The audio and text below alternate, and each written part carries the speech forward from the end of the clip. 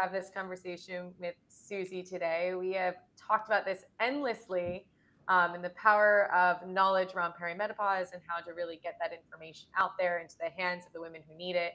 And so I think this is a very timely discussion. And so, Susie, I'm so excited to have this conversation with you Me today. too. It's Very going to be excited. fun. For those who don't know a lot about what I do, I'll give a brief introduction. My name is Erika. I am the founder of Healthy Wellness. I'm a registered nurse, an NLP practitioner, a Reiki Master, aromatherapy specialist, all based in Brooklyn, New York.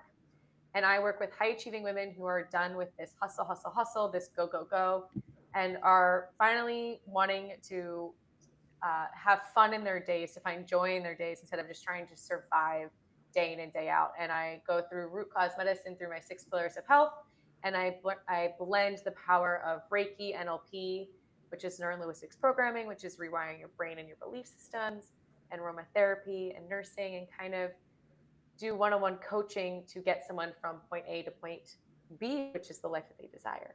And so, Susie, if you would like to quickly introduce yourself and tell us why you're here and why we should listen to you as well. Hi, I'm so excited to be here and have this conversation with you, Erica. We've been talking about it for a couple of months already. I am Susie Weinberg. I am a certified menopause coaching specialist. So, what does that mean?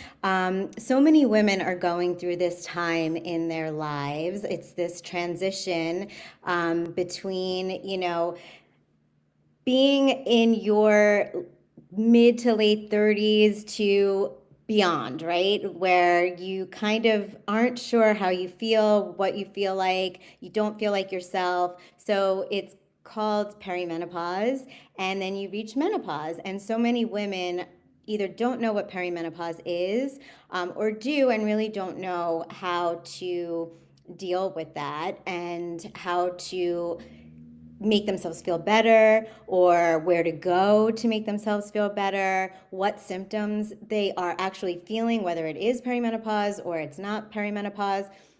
I kind of help them with all of that transition. I don't prescribe medication, but I help them find practitioners who do. I give them evidence based information. I give them resources like doctors who handle this kind of stuff, because a lot of doctors really aren't up to date with this information. Again, I give resources like books, who to follow on Instagram and social media, because there's just a plethora of this information coming out from all different angles. So who to trust, who really is kind of just selling you something just to sell you something. The lifestyle aspect of it, where Erika also comes in. So, it's about, what kind of exercises to do, what kind of food to eat. And also, if you're interested in the hormone aspect, the hormone therapy aspect, I can help you kind of navigate that as well, because that's something that I do. And if you're not interested in the hormone therapy aspect of it, the non-hormonal aspect of it, and how to also navigate that part of it. So there's a lot that a menopause coach person does. I kind of help you throughout those in between times between doctor appointments, when you kind of are like not sure where to go. So I hope Yeah. that kind of. No, thank you so much. That was so helpful. And I think it gives a good idea of why we're actually here today is we're here to discuss perimenopause and here to discuss to shed some light around the myths and the science and to help people actually understand like what they can do. And from my point of view, the power that your mind can really have in these situations and how important it is that we don't forget that we are in control of that, and that can also change the way that we see something that we are not necessarily in control of, because perimenopause just is a natural state of life. Well, And what I tell people is, or women, is that if we are lucky enough to live long enough, every woman is going to go through perimenopause, whether it's medically induced, for whatever reason, or it's just naturally occurring yeah, because you are getting older. Every woman's going to go through it. yeah, yeah. and So, and so like let's talk about it. I think the biggest question that I always help clients with, and yes, I am not a perimenopause coach per se, but a lot of the clients that I work with are in this age gap of perimenopause going into menopause. Mhm. because that's usually when people come to me where like things are just not quite working the way that they used to, and they're very lost and confused, and it's very frustrating, right? Like a lot of Very. women come to me for anxiety and stress and weight gain and all Yeah. these sorts of Yeah. things. Yep. And slowly we kind of come through the back door of like, it could be this, Yep. or this could be triggering this sort of like hormonal change in our body. And it's like, Right. let's get into it. Like the biggest question is like, how do we know we're in perimenopause? Like Yes. what are the signs? And I know there's a ton of them out there. And so So like, many. let's I talk mean, about that. literally, you can almost attribute any symptom to perimenopause. A lot of women, or just in general, people think, oh, I'm going to go talk to my gynecologist. So the estrogen, progesterone, and testosterone are thought of as the like sex hormones, but they really are not just sex hormones. They are full body hormones. Yeah. So when you think about that, excuse me, when you think about that, they're not just sex hormones, they're full body hormones. That means when they are in fluctuation or in decline, they are affecting your entire body. That means your brain, your eyes, your mouth, your legs, your joints, your muscles, your everything. So when those things are uh, happening with the fluctuations, your everything can be affected. Yeah. So how do we know if we're in perimenopause? Everyone's like, oh, my labs are normal, I'm not in perimenopause. Getting blood tests done does not mean that you are not in perimenopause or in perimenopause. Those have nothing to do with it. It means like you can get a blood test done and it could be normal and you can still be in perimenopause. You could have regular menstrual cycles that are 28 days and to the day, to the second even, Mm-hmm. and still be in perimenopause, because those are, yes, can be signs, but they often, other things happen first. Anxiety can happen. Um, yes, a hot flash or a night sweat are very typical too, but if you have baseline anxiety, but your anxiety is different, or it changes in some way, that can be a sign. Changes in your allergies can happen.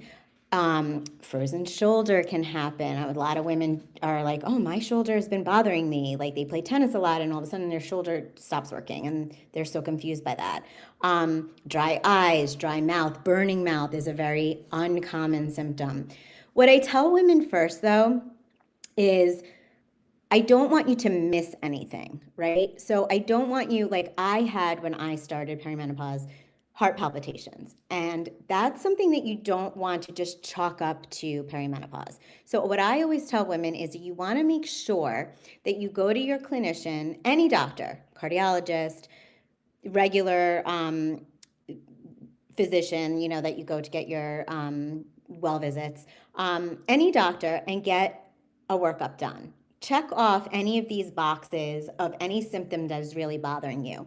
Make sure that everything does come back normal, right? Because you don't want to miss anything. You don't want something to be seriously wrong, God forbid.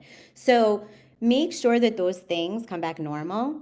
Once they come back normal, hopefully, then you can probably chalk up those symptoms. If you're in your late 30s, 40s, even late 40s, you can chalk them up to perimenopause, um, because there's no real explanation. You can also start noticing what you should start also writing things down and taking note of, are they happening around your cycle? Are they happening around ovulation, which is in the middle of your cycle? Start taking note of these things so that you can start noticing when they're happening. That's another good tool. Yeah. Yeah. And I always talk to clients when I help them, very similar to you. Like I had a client that came to me, new client, and she came to me because she was worried about her thyroid. And so like I think the other thing is that we do really, when I first start with clients, I always sort of go through, well, what has been going on? Like what drove you to come here? It might have been weight, it might have been anxiety, it might have been I am just want to get healthier. I want to feel better. And I nothing is working in the right way. And that's usually what people come to me for originally, right? Right.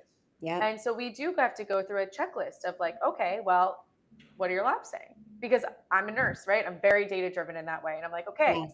we got to go through labs. And I think the the misunderstanding sometimes is that yes, these are all hormones, right? But then there's ancillary hormones too. Like our thyroid is an ancillary hormone. Cortisol is an ancillary hormone. They play with our hormones and hormonal balances. So yes, they are going to contribute to possibly what is going on. So you can't separate that. And you kind of need to do a little bit more discovery around maybe A, what the labs are saying. Yes, great. But also B, what your body is saying. And then Yes. C, 100%. what is your stress saying around all of it? Like, what are you telling yourself in 100%. it? Because all of that will connect and create a story of like, okay, well, this could be perimenopause, or it could be stress from a relationship, stress from work, 100%. stress from all this other stuff. And our body is just throwing out these symptoms 100%. because that's what it does. It's a protection mechanism. 100%.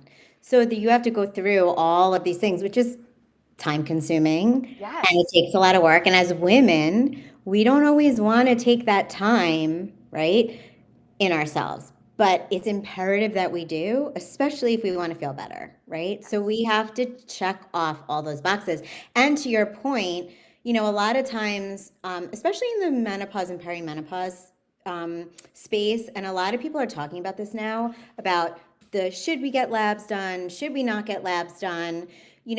I'm a firm believer in getting labs done and then speaking with people who understand what you're looking at. Yes. Because, yeah, and I'm also one of those people who I'm dealing with this right now, actually, that just because labs come back normal, and I'm not talking about going to the doctor and making sure certain things come back normal. I'm like, when you go to the cardiologist for heart palpitations, if you get a workup like an echocardiogram and that comes back normal, that's great. I'm talking about the labs that your Yeah. blood Like being blood drawn. tests, like Yes, blood tests specifically. exactly. Blood tests come back normal. If you're still not feeling well, though, like from a blood test perspective, do a deeper dive because normal doesn't always mean optimal. And I know you and I spoke about this. Correct. And I'm dealing with this right now in terms of like we're diving a little bit deeper into something else, but in terms of like a ferritin perspective, which is part of your iron storage, mine came back normal, but it's really, really low. And I'm actually speaking to as another hematologist, and I'm actually about to get an iron infusion, but it took me a long time and Yeah. two hematologists to actually stand up for myself and advocate for myself, which is the point, is that you have to advocate for yourself if you don't feel well, regardless of what labs say, regardless of what other tests say, if you're still not feeling well for yourself, especially in perimenopause. And this is part of the whole thing, the dismissal piece.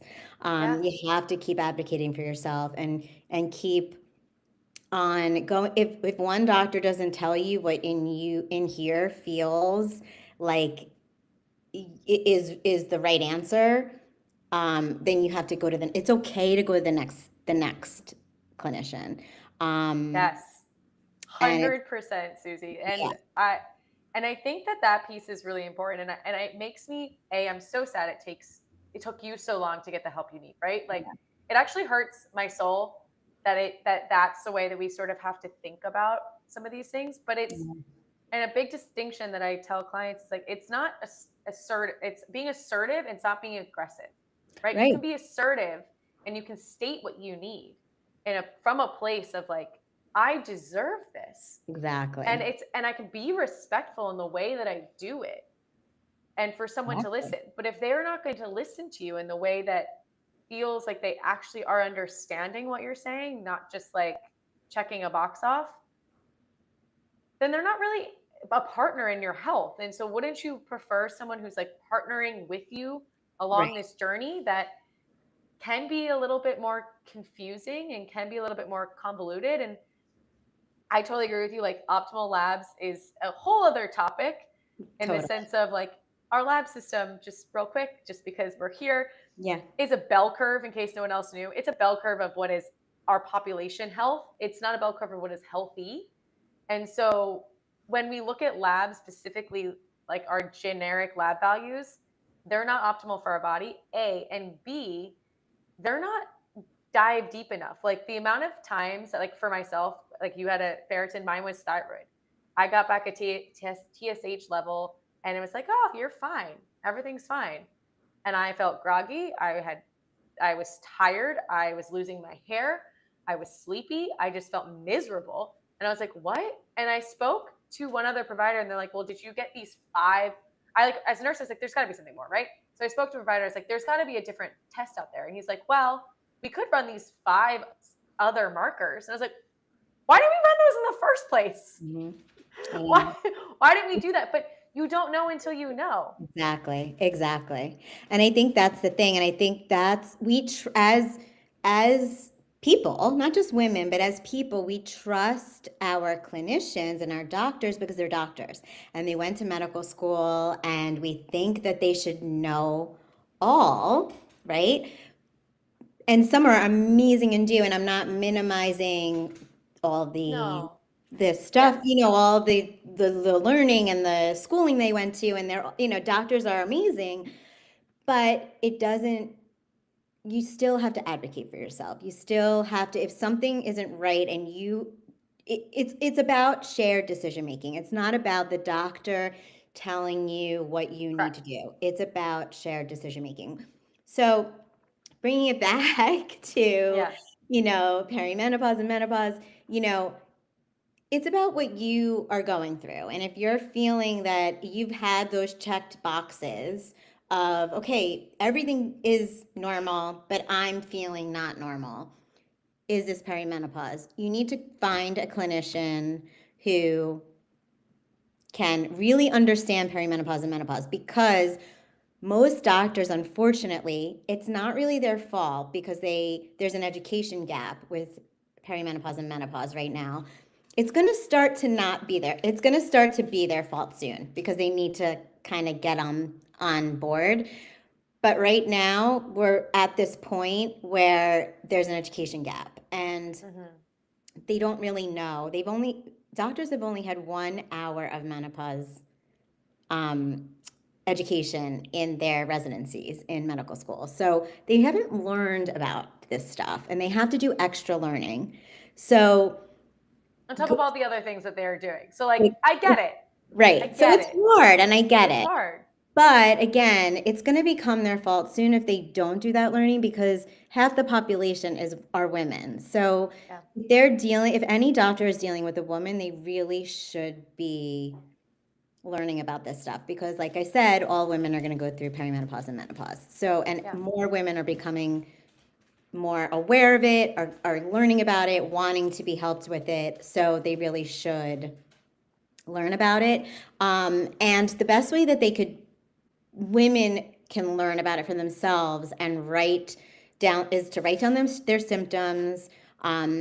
Again, they could come speak to someone like me, who is a coach, who can, really help get them ready to speak to their clinician before they go into their appointments, so they know what to ask for. They know how to prepare for these appointments, have the information ready so that they can go in there knowing what to ask for, so they don't feel dismissed. And if they do, I can help them find a new clinician. But if not, they can go to the menopausesociety.org to find a clinician in their area. They can go to a few other websites that we can list, Yeah. after this, and really just feel like empowered. So when they go into their um, doctor appointments, they really know, what their symptoms are, what they're looking for, and what they want to talk about. Yeah, no, and that's all so important. And like empowerment is something that I think all women need more of. We can't get enough empowerment in that way. Mm-hmm. Um, and something that I like to talk about, like going from perimenopause, right? And we have the symptoms and we have resources.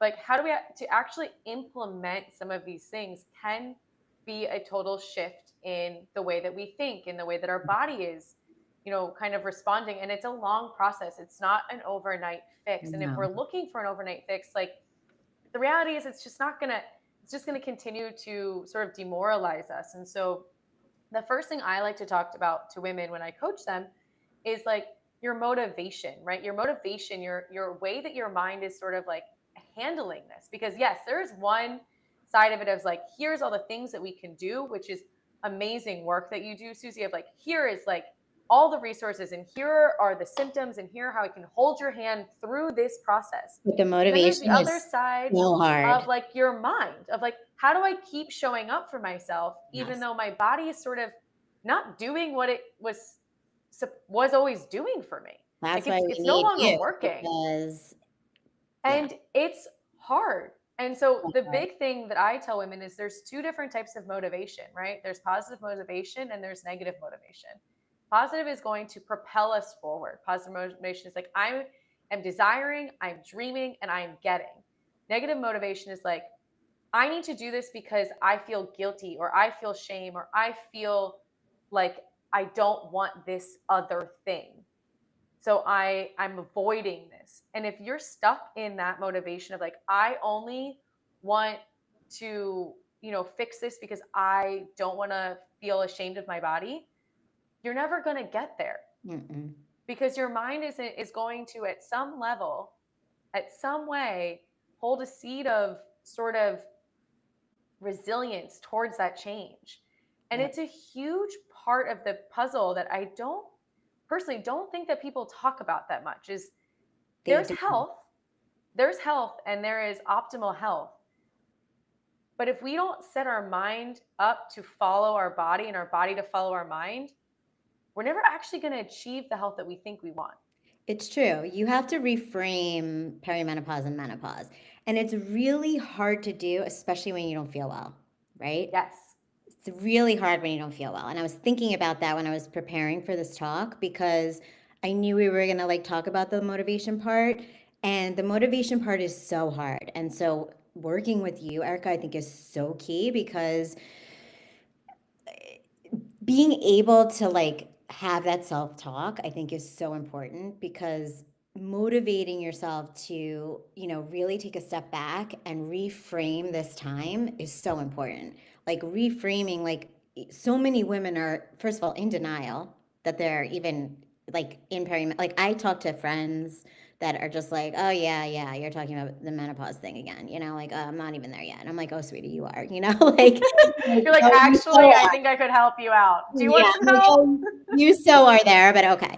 You're not ready, Or but we'll talk when you are. yeah, like, or just chasing doctor after doctor after doctor with all these symptoms, but aren't really treating the Yeah. true issue, because, and they're miserable and they're this and they're that, and it's like, why don't we reframe this as like, you know, like the next phase of our life in a more positive way. Even though you don't feel well, there's ways that we can do that like to feel better, like Yeah. doing some mindfulness work with someone like you, doing more yoga, doing more meditation, doing more low impact exercises, do a lot of women, you brought up the weight thing, like they want to lose weight, and they think that chasing those high intensity exercises are the way to do it, or starving themselves eating less calories. That's actually worse in this stage of life, because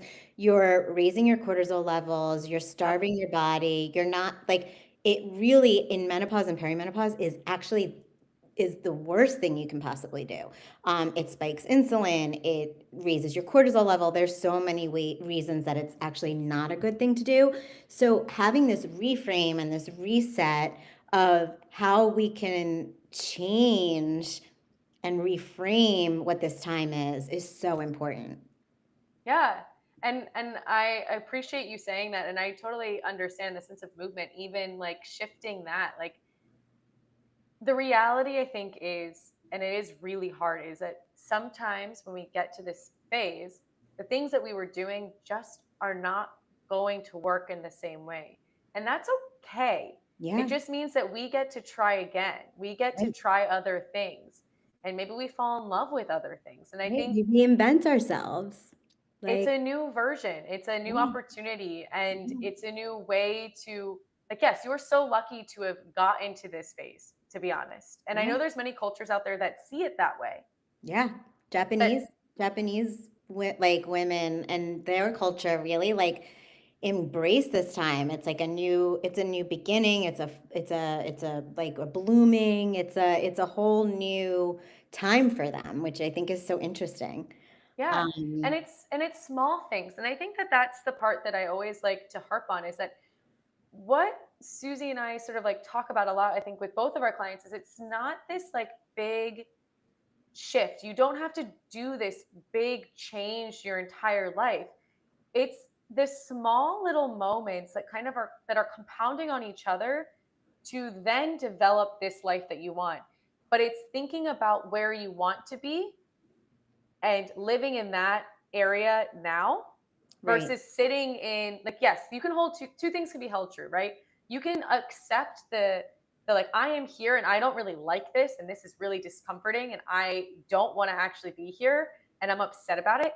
That's valid and totally fine. But what are you going to do about it? You have right, two choices. You can live that there forever and like that's a choice and that's okay. Or you can be like, you know what? I'm going to actually, I want that life. I want the life where I can travel and I am spending time with the people that I love and I am feeling really joyful and happy and accepting, and things are going my way and I have a new sense of my career, a new sense of purpose, a new sense of whatever it is. exactly. And if you start to find ways to bring that person today, that's how you're going to become that person. It's so interesting. When I coach women, I always start off, within the first session or definitely by the second session, I have them do a menopause vision statement. Yes. I So love that, that. yeah, so that it kind of brings them, it's an exercise where they have to do priorities and, bringing all of their, kind of brings them to that point. Like, where do you want to be at the end of this? Like, where do you want to see yourself, you know? Yeah. How do you want this to be? Like, where do you really want this to be? What are your priorities? How do you want to make this part of your life? And I think, that it kind of brings that all Yeah. together. And I think it's important because, you know, when our parents were going through this menopause, when you thought about menopause, you thought about that old lady with the glasses, the gray and white hair with the cane hunched over. Hmm. That was menopause.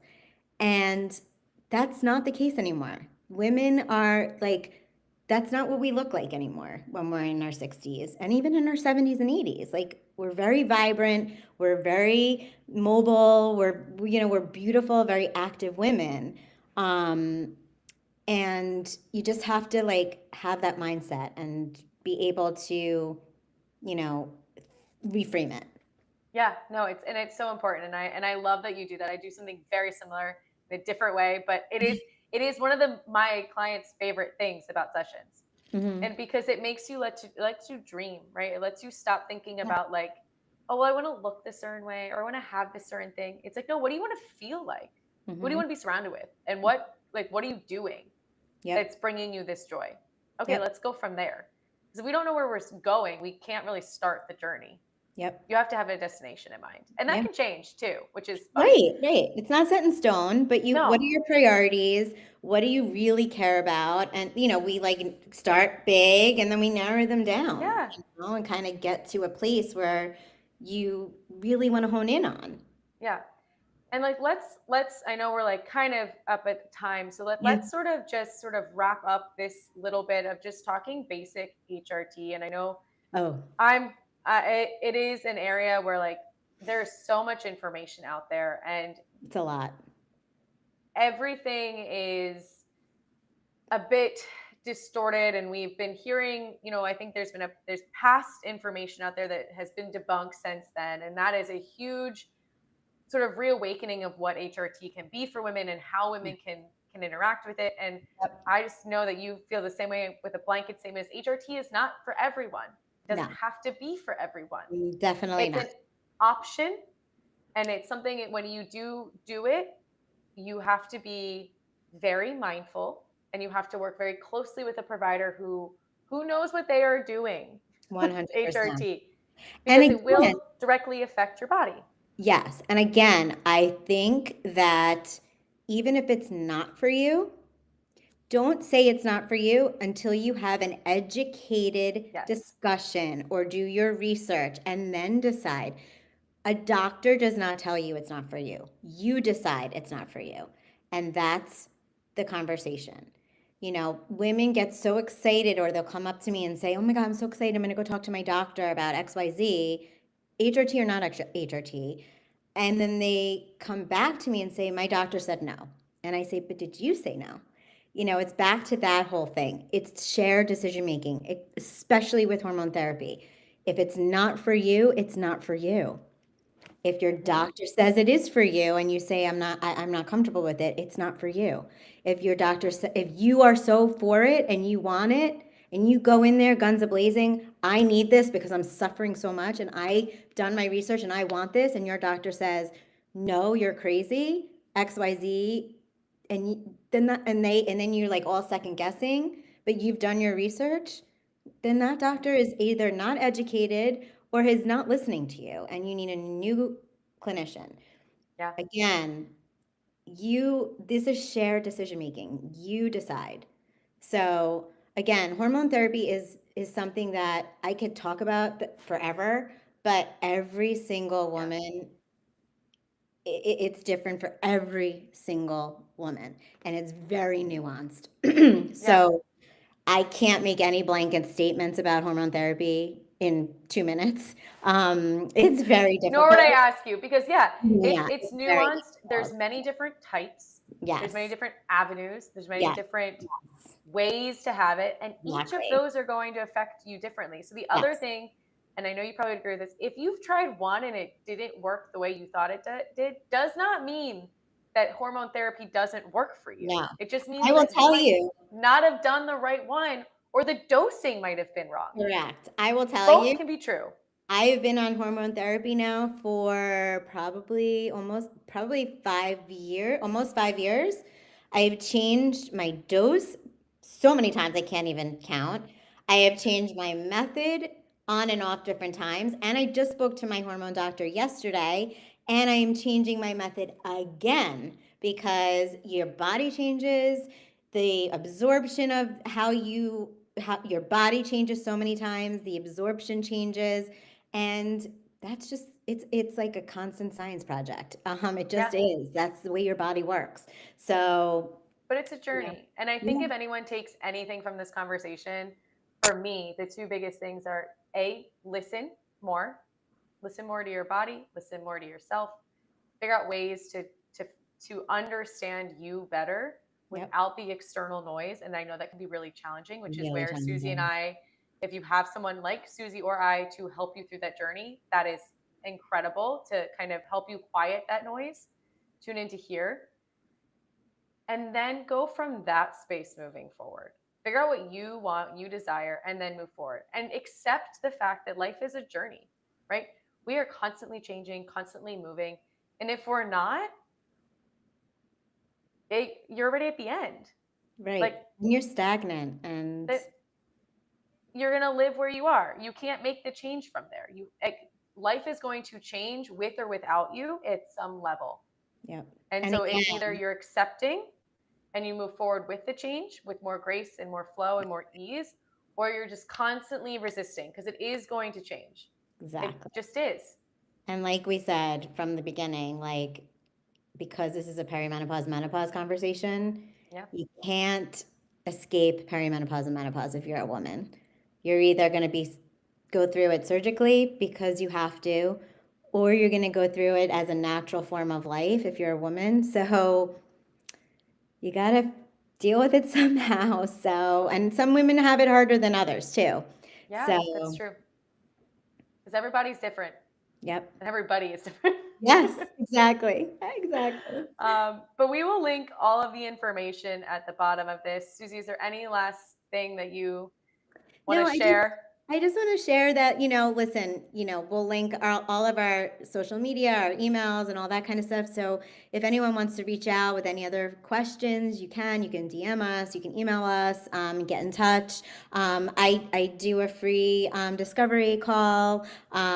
So feel free to sign up for that. And just want people, I just want women to be informed and feel like empowered. And that's just really my goal. So. Yeah, I love that. I loved this And it conversation. takes a tribe. It's a It tribe. does. It's a tribe of people The to get village. us The to village. the end. Yes. And the more that you have people that are working together with you, the better your outcomes are going to be, always. 100%. So yes, please get in touch. Please get in touch. We are here. We love to chat about this, and we'll see you maybe next time. Bye. Bye.